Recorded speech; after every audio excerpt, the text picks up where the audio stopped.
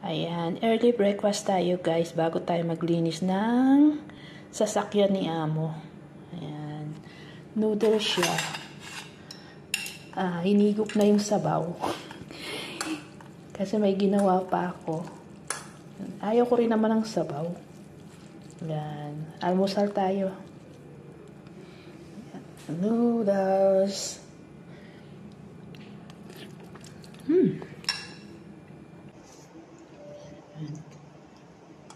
Ang labo.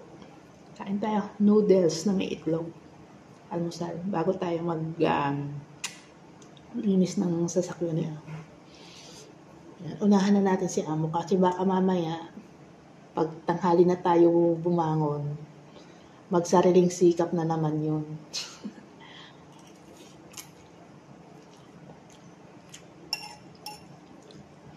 Ngayon ay alas 5.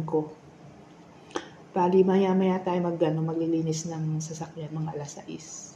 Alas 6 o alas 6:30. Madilim pa yung alas 6:30. Kumbaga sa atin, madaling araw.